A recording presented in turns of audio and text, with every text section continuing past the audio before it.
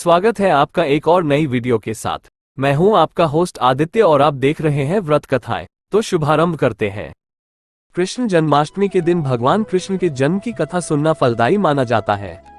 जैसे कि हिंदू धर्म में 16 संस्कारों का बहुत महत्व है। 16 संस्कारों की शुरुआत गर्भ से शुरू हो जाती है, फिर जन्म से लेकर मृत्यु तक 16 संस्कार पूरे किए जाते हैं। ये संस्कार मनुष्य और देव दोनों के लिए होता है।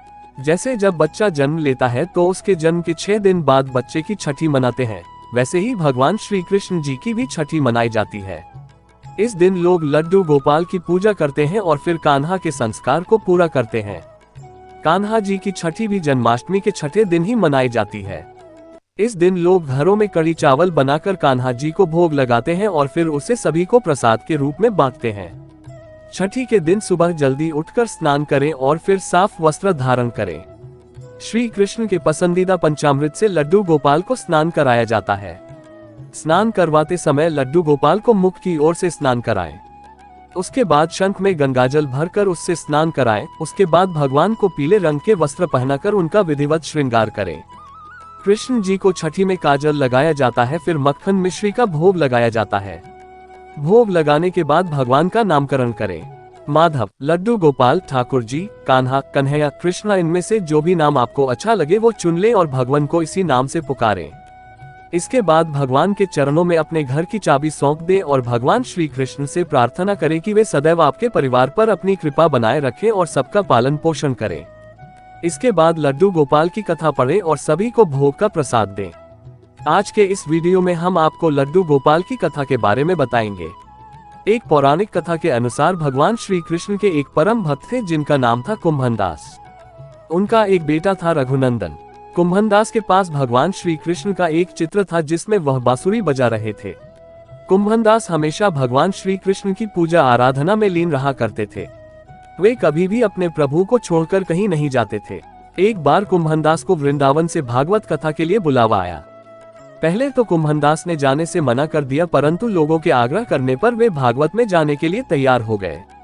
उन्होंने सोचा कि पहले वे भगवान श्री कृष्ण की पूजा करेंगे और फिर भागवत कथा करके अपने घर वापस लौट आएंगे। इस तरह से उनका पूजा का नियम भी नहीं टूटेगा।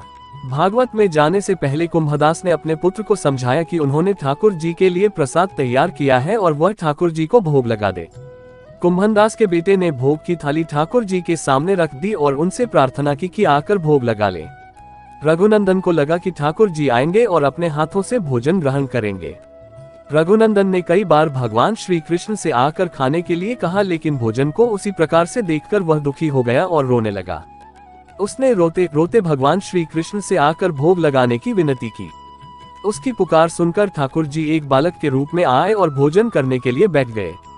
जब कुंभदास वृंदावन से भागवत करके लौटे तो उन्होंने अपने पुत्र से प्रसाद के बारे में पूछा।